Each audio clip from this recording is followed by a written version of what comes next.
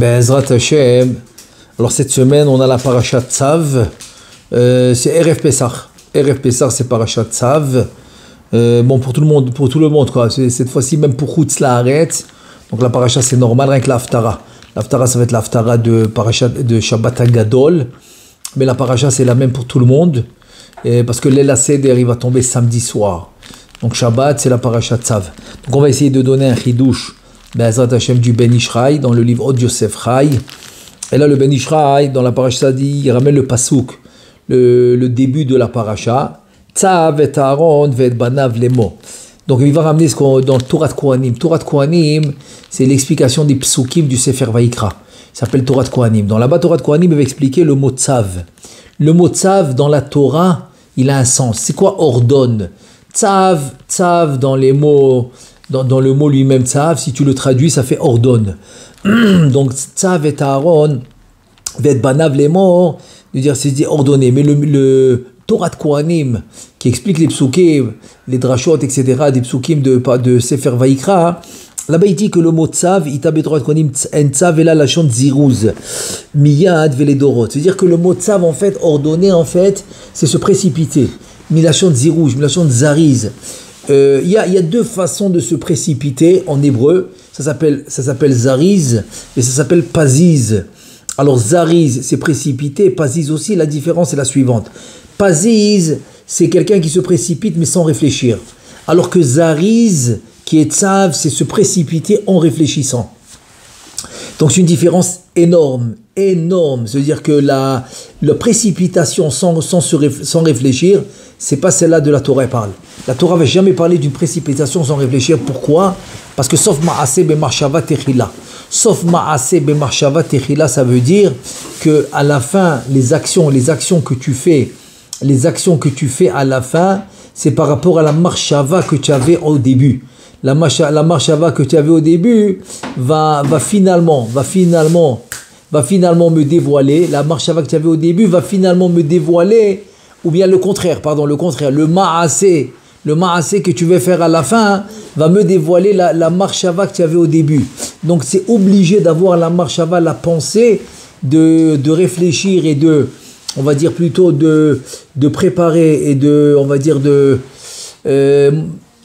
en deux mots, que le chacham, le sage, c'est celui qui va voir le futur. Donc on te dire en deux mots qu'il va prévoir. Il va prévoir son action à l'avant. Ça s'appelle réfléchir avant de réagir. Ça c'est le zirous qu'on a ici. Et c'est celui-là le zirous dans la Gdusha. Il faut se précipiter, mais en réfléchissant. Donc c'est ce qui nous dit le Torah de Kohanim. En tzav la lachon ziruz miyad vele dorot, pas seulement pour maintenant et pour toutes les générations à venir. C'est-à-dire que ce pasouk a été écrit comme toute la Torah pour toutes les générations à venir. Amar Rabbi Shimon. Rabbi Shimon maintenant il vient nous dire alors pourquoi cette mida de se précipiter, elle a été dit seulement chez les Kohanim. Parce qu'en fait c'est une mida qui doit être pour tout l'Am Israël. Tout le monde doit se précipiter dans les mitzvot, etc. Donc il vient maintenant le Rabbi Shimon, il nous dit Beyoter tzira katuv les ares bemakom sheshbo chisron kis. C'est-à-dire que là, dans le cas des Kohanim, on a ce qu'on appelle chisron kis. C'est quoi chisron kis? Chisron kis, c'est quelque chose qui va te. Chisron kis, c'est quelque chose qui va te coûter. C'est quelque chose qui va te coûter de l'argent. Donc c'est quelque chose. Et chisron, c'est réduire de la poche. Réduction de la poche. Chisaron, c'est un manque. C'est-à-dire que tu vas dépenser de l'argent. Donc quand tu dois dépenser de l'argent pour une mitzvah, donc on a besoin de te dire, n'aie pas peur. Et comme ici dans les korbanot, ils doivent dépenser de l'argent pour amener le korban, etc. Donc il te dit, Ensav et la Zirous, que n'aie pas peur de dépenser l'argent pour la mitzvah. Il faut savoir que l'homme souvent, ça peut arriver souvent que c'est très bien, c'est normal, il veut avoir le confort, etc. Donc il va acheter les meilleurs, on va dire les meilleurs meubles, les meilleurs objets pour la maison, etc. Et quand ça arrive à la mitzvah, alors il va faire moins, il va essayer de réduire. va faire moins. Pourquoi? Parce qu'il voit pas l'importance. Alors que selon ce qu'on vient de dire maintenant, c'est exactement le contraire. Quand tu viens faire la mitzvah, tu mets le maximum, tu mets la plus chère, tu mets le maximum que tu dois mettre pour faire la mitzvah. Et quand tu viens maintenant pour le matériel, eh ben tu mets ce qu'il faut, il n'y a pas de problème, tu peux mettre le confort, ce que tu veux, mais tu n'es pas obligé de mettre le maximum dans le matériel, parce que ce n'est pas le plus important dans ce monde. Oui, tu dois avoir tout ce qu'il faut à la maison, oui, tu dois être en confort, etc., mais tu n'es pas obligé les meilleures marques, etc. La même chose est dit la Gemara dans les habits. Celui qui veut s'appauvrir, eh bien qu'il achète les habits les plus chers. Et qu'il achète les ustensiles, par exemple, en verre. Ou qu'il achète les aliments les plus chers, etc. Parce que c'est des choses qui s'en vont très vite. Très facilement, ils s'en vont. Donc, c'est pas quelque chose qui reste. Donc, c'est pour ça que l'homme, en fait, il investit dans des choses. Kalim, c'est qu'ils se détériorent, qu'ils partent. Ils restent pas.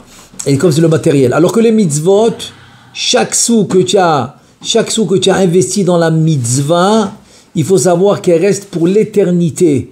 Donc c'est pour ça qu'on a un tzivouille de précipitation. Précipite-toi à faire la mitzvah, ne réfléchis pas trop parce que tu risques de changer d'avis. Et comme souvent ça peut arriver, et ça c'est rien que pour essayer de se réveiller à la mitzvah. Qu'on peut investir beaucoup sur une fête, par exemple de bar mitzvah, et par exemple les tefilines, on va moins investir. Et ça devrait être le contraire. Voilà, c'est ça maintenant, c'est ça le message. C'est ça le message de la Torah. Pourquoi c'est le contraire? Parce que la mitzvah, elle est éternelle. C'est elle qui va t'aider dans le monde futur. Alors que ce monde qui est pas du tout éternel, qui a une fin, comme pour tout le monde il a une fin, tout le matériel dans lequel tu as investi ne pourra pas t'aider là-haut. Si tu as acheté la plus grande maison ou si tu avais la plus grande piscine du quartier, tu avais la meilleure voiture de la ville, etc. C'est pas ça qui va t'aider en haut. Mais si tu as investi dans les tefilines et que tu avais les tefilines les plus kadosh, parce que tu as voulu un sofer qui était plus kadosh, qui se trempait au mikvé, etc. Et donc tu as investi plus dans les tefilines par exemple, ça va t'aider. Tu as investi dans le Shabbat, ça va t'aider. Tu as investi dans le talit, etc. Dans l'étude de la Torah, tu as réduit ton temps. Tu as réduit ton temps dans le bureau pour étudier la Torah, alors ça va t'aider. Mais que tu es resté 16 heures au bureau pour faire le maximum de travail, et donc il fallait annuler le cours à la yeshiva, donc ça il faut savoir que ça ne va pas aider. C'est ça le lachon tzav, c'est ça le zirouz. Précipite-toi pour les mitzvot. Et là il nous dit le Ben Ishraï alav shalom, be'agdim mashamu bazohar hakadosh, d'Amou Rabbi Al-Azar ve Rabbi Abba, Laou Taïa, Dava Ta'in Bechamre. Alors il nous ramène le Zohar HaKadosh dans Parashat Bereshit.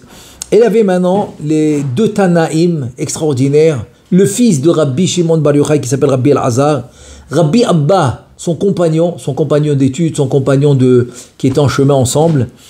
Et donc ils ont dit à ce Taïa, qu'à la fin le Zohar il va dire que c'était Rav Hamnuna Saba, qui est en fait de la génération précédente, qui avait quitté ce monde, qui était venu se dévoiler à eux. Et il leur a dit, De'ava ta'in chamre. Chamre, là-bas, le Zohar, il explique, parce que c'est le nefesh. Donc, c'est la façon des chachamim de se dévoiler dans un corps, mais c'est pas un vrai corps. Il est fait comme une éponge.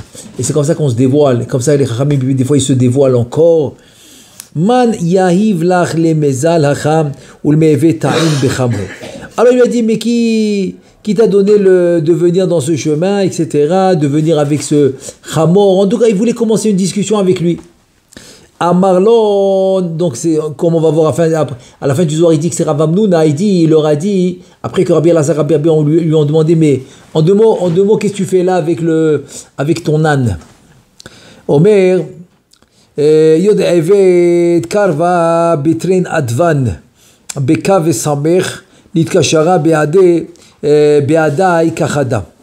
Kaf lo Baal Istakala Litkashara. Batar de lo yachina le meheve riga achada elabe. Il te dit samech lo baal istaleka begin le saada le inun de naflin dea belo samer lo yachli le meheve yodata le gabe nashik le vegafiv le bekama male beri ma evid lach aval haana istalak ve'ana itmale bekama tavin ve'advan temirin. Et il leur a dit des sodotes, comme le Zohar va nous raconter après, qui sont partis raconter ça à Rabbi Shimon. Des Rabbi Shimon, ils disent, waouh, J'aimerais bien qu'il vienne moi aussi me raconter ses sodotes. Il te dit, Batar kadite le gabar, ve'ana de sadelar ve'atan, des traînes advan ilae yatir meilen. Et donc il leur a dit tout ça. Et sur ça il a dit, il a le Harizal. Donc je passe tout de suite à l'explication du Harizal, parce que c'est des sodotes très profonds, parce que c'était Rav Hamnouda Saba qui était dans la génération avant Rabbi Shimon, et donc Rabbi Shimon, comme le Zohar va nous le dévoiler après, il va nous dire que il voulait lui aussi qu'il se dévoile à lui pour lui enseigner des sodotes qu'il a ramené d'en haut. Et là le Harizal il explique comme ça. Harizal il explique dans le Sha'ar Mamarajmi. Sha'ar Mamarajmi c'est un des Shmone Sha'arim qui va expliquer le Zohar HaKadosh. Et là il nous dit comme ça. Les lettres Kis, ils ont un remez allusion au Naran. C'est quoi Naran? C'est Nefesh War Neshama. On a dit qu'il y a les 3 niveaux que l'homme doit revenir en Gilgul pour réparer. Donc il a 3 niveaux à réparer, qui s'appellent Nefesh War Neshama. Il reviendra autant de fois qu'il faut en Gilgul pour réparer les 3 niveaux. Il te dit, alors le mot Kis, ok, a une allusion à ces 3 niveaux de Nefesh War Neshama. Viens, qui dans les mitzvot, c'est représenté par le Dibour Ma'aseh. Le Ma'aseh, le Dibour et la Mahshava. Et il te dit que Ve'ainu Yod Zaira Romezet à la Nefesh de Asiya, ça veut dire que le Yud du mot Kis représente au Nefesh de la Asiya. Et le Kaf du mot Kis, il représente sur le Kisé à Kavod chez Misham Neshama, parce que le Kaf c'est la Neshama, c'est le Kisé à Kavod, que la Neshama vient mitachat Kisé à Kavod. Et le Samer du mot Kis, il vient où c'est les 6 sphirot et qui représentent le Ruach. Donc le Samer dans le mot Kis c'est le Ruach, le Yud c'est le Nefesh et le Chav c'est la Neshama, ça fait Nefesh War Neshama, qui est en fait le Ma'aseh, que le Ma'aseh c'est le Nefesh, donc c'est le Yud du mot Kis. Ensuite le Ruach qui est le Dibour qui est le Samer du mot Kis. Et ensuite il y a le Chav qui est la Neshama, qui est la Marshava. Donc s'il a fini les 3 niveaux, il a réparé. Ok, donc Az en yordim aneshama ve'aruach shem kaf samer la'olam hazeh lemata להתלבש בחלוקה דרבנן אלא יישארו מרכבה למעלה ורק הנפש ההיא היוד תרד ויתלבש בחלוקה דרבנן ותלמד תורה, תלמד תורה לחכמי הדור ותקבל על זה שכר גדול עד כאן דבריו. En fait c'est quoi le grand chidouche? C'est que si maintenant il a fini le tzaddik de réparer le nefesh war neshama, et comme il a fini de le réparer, donc finalement qu'est-ce qui va descendre ici? Seulement le nefesh qui va s'habiller en chalouka des rabbanades, parce que le ruach et la neshama ils vont ce qu'on appelle dans tzrora chaim, donc ça veut dire que c'est le tikkun, ils ont fini le tikkun donc ils ne reviennent plus, mais quand même il y aura une prina de nefesh qui est le plus bas niveau de ce tzaddik qui va revenir pour enseigner la Torah à celui qui mérite. Et c'est ce qui s'est passé dans le Zohar HaKadosh, que Rabbi El-Azar et Rabbi Abba ils ont rencontré Rav Hamnouda Saba qui leur a enseigné la Torah alors qu'il était déjà décédé, et qui leur a expliqué quelle prina est venue. Laquelle est venue? Le Nefesh. Ce Nefesh, il est venu pour l'enseigner la Torah. Ça, c'est l'introduction que le Ben Ishraï ramène du Zohar HaKadosh, qui est pour nous expliquer ce tzav. En tzav et la Shantziruz, il te dit à plus forte raison quand il y a Chisron Kis. Et là il nous dit, et là maintenant le Ben Ishraï nous donne l'explication. C'est quoi l'explication? L'explication en fait c'est la suivante. Le pasouk dans Tehilim, dans le chapitre 42, le pasouk 5, il dit comme ça. אלה אזכרה ואשפכה עלי נפשי כעבור בסך הדדם עד בית אלוהים בכל ארינה ותודה המון חוגג מה תשתוכחי נפשי ומה תאמי עלי אוכילי לאלוהים כי עוד עודנו etc. Donc ça c'est le pasouk de Tehilim. En fait c'est quoi la kavana de David Amelech quand il va dire ça dans le chapitre 42 dans le 5e pasouk et qui dit de Eskera, Veshpecha, etc. C'est comme par exemple il va se lamenter, il va pleurer. Eshpecha nafshi, c'est comme Vaishpoch Sichi. Vaishpoch Sichi, que comme tu as versé des paroles envers Hachem. C'est-à-dire il va complètement se recueillir. Son nefesh va se recueillir envers Hachem, etc. Et il te dit Bekol Arida, Vetoda, avec les remerciements, etc. La Kavana, il te dit le Ben Ishraï, c'est quoi? Qui a Meshorer Medaber Beruach HaKodesh al Achar Ptirato Me'olam Hazeh. Incroyable. Il dit le Ben Ishraï que David Amelech, il parle.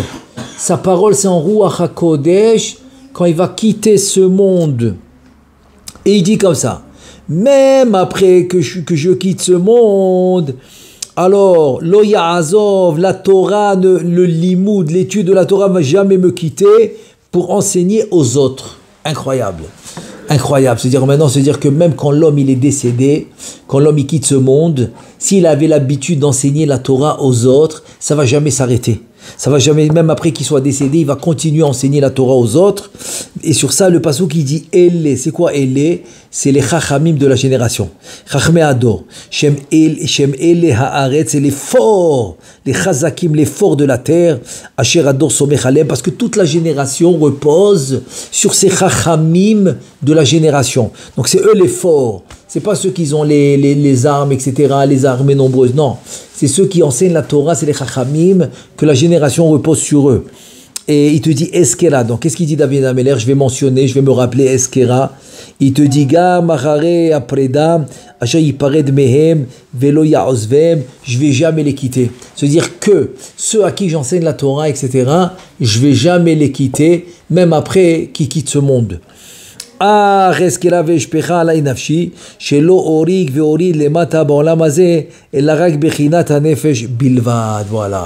Quand il dit Eshpecha, je vais jeter, je vais renverser. Qu'est-ce que tu vas renverser? Nafshi, mon nefesh. Donc qu'est-ce que je vais leur donner? Sauf seulement le nefesh. Ya'an ki avor basach. Remez aruach haneshama shem nikraim samech vekav. Donc basach c'est samech ba bet be dans. Sar c'est Samer Kaf. Samer Kaf, on a dit que le Samer c'est le Ruach, le Chav c'est la Neshama. Donc c'est dire Eshpoch et Nafshi, je vais jeter mon Nefesh. En deux mots, c'est le Nefesh qui va revenir, mais pas le Sar, le Samer et le Kaf. Le Samer c'est là, on a dit que c'est le Ruach et le Kaf c'est la Neshama. Donc ça je dis Shem Nikraim Besar Vekav Otiotzar, I Efshar Leoridam Le Mata Baolam Hazeh. אלא הדדם על ידי שלמות התיקון שלי עד בית אלוהים למעלה במקום הקדושה העליונה. ליון מרכבה שם, pourquoi? Parce qu'il reste en haut, qu'on a dit le צרור החיים. Donc qu'est-ce qui va venir dans ce monde se dévoiler? C'est le nefesh. ושם ישמחו בכל ארינה ותודה המון חוגג. Donc eux, la neshama et le roi, ils vont rester en haut, ils vont être heureux là-haut. Il te dit, V'amar od, Uma tishtochachi nafshi uma tehemi alay, bir'otecha she'at levadecha tzricha laredet laolam hazeh. Il y a seulement le nefesh qui doit descendre dans ce monde. Ine'en atzricha lid'og ala davar ki im lismoach bazeh, igi alecha le'aruch arvacha. C'est-à-dire que le nefesh, il ne faut pas qu'il soit triste. Le fait qu'il doit revenir dans ce monde, non. Parce qu'il va recevoir que du bien de ça. Et à Draba, à plus forte raison. Pardon, le contraire. C'est-à-dire, il va recevoir au Chilal Elohim, Alzot Ya'an Shegam Achar Aptira, Na'asa Adam Chofshi Min HaMitzvot, Ine Beridatcha Od Adonenu Ba'olam Hazeh, Eskera Bekam HaMitzvot. Incroyable. C'est-à-dire que même après que l'homme, on dit Ezeu Chofshi, c'est qui le Chofshi? Bametim Chofshi. Bametim Chofshi, ça veut dire que le mort, il est Chofshi, il est libre des mitzvot. Mais comme le Nefesh revient pour enseigner la Torah, comme elle l'a fait dans ce monde, elle continue à l'enseigner. Donc elle continue à profiter des mitzvot dans ce monde. Comme on avait expliqué dans le Shara Gilgul, quand il vient en Ibour par exemple. Donc il va continuer à profiter des mitzvot dans ce monde. Vesachar gadol yeshli beze shani melamed Torah lechachmei ador umesayam la'avodato yidbarach. Donc j'ai un très très grand sachar, très grande récompense, le fait que j'enseigne la Torah aux chachamim de la génération. Ne crois pas que chas v'shalom tu auras un nezek, un dommage, le fait que tu es revenu dans ce monde alors que tu as fini ton tikkun. On parle de quelqu'un qui a fini son tikkun mais il revient parce qu'il est habitué à enseigner la Torah. Il dit ne crois pas que tu auras un dommage de ça, pas du tout.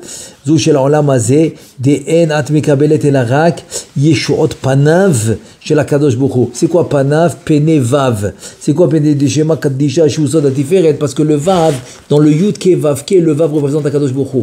As panav c'est pene vav. Comment on écrit panav? Le pe nun yud ça fait pene et le vav. Pe nun yud et le vav ça fait pene vav. Pene vav que tu vas voir c'est Akadosh Baruch Hu. Donc tu vas mériter d'avoir Akadosh Baruch Hu, de voir Akadosh Baruch Hu dans le monde futur grâce au fait que tu vas faire zikouy arabim. C'est-à-dire que ce zirouz là de de Chisronkis, etc., sont en fait pour te dire que même si tu reviens ici dans ce monde, ne crois pas que tu perds. Au contraire, c'est quand tu as fini le tikkun. Tant que tu n'as pas fini le tikkun, alors fais attention, il faut finir le tikkun. Mais dès que tu as fini le tikkun et que tu reviens, c'est un privilège. Ça devient un privilège, ça devient un mérite.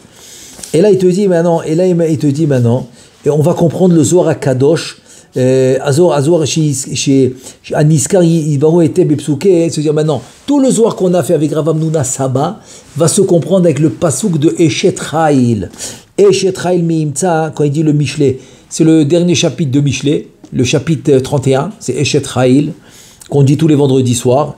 Donc, Aïnou Eshet Chayil ya nefesh, achar shishlima tikun shela v'na'asat Eshet Chayil mitorah ou mitzvot, miwa zochela, shititaber vitlabesh bo, omer batahla lev ba'la, ou achaluka de rabbanan, mitlabeshet bo v'shala lo yasa, shenotenet lo shefa mina shefa. Incroyable. C'est-à-dire que Eshet Chayil, en fait, miyimtza, c'est le nefesh. C'est le nefesh.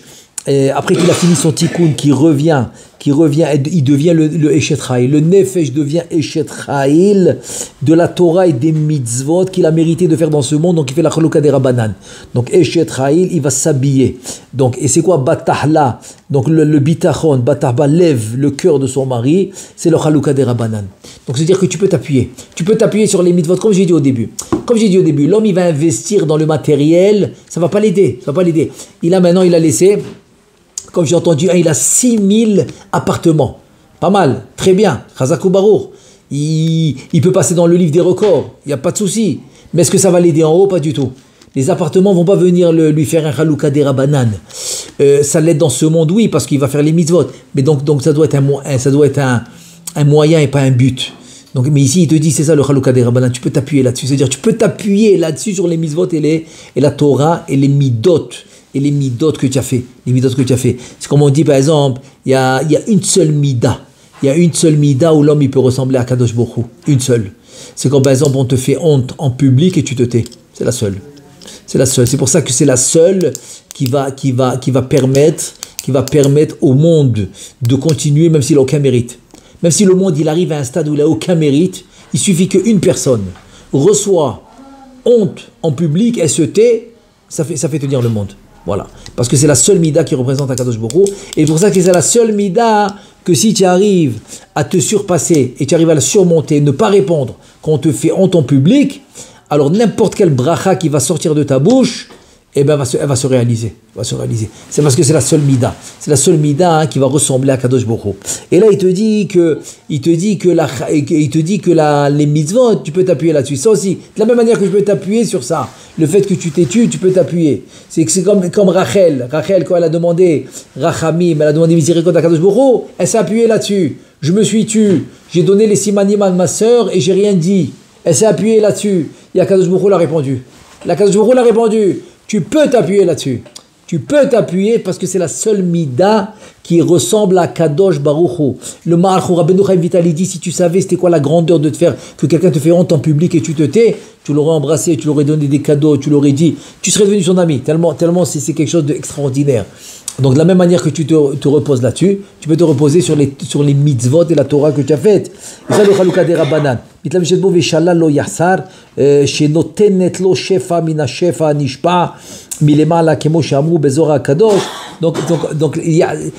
quoi Shalal lo yahsar, c'est le butin.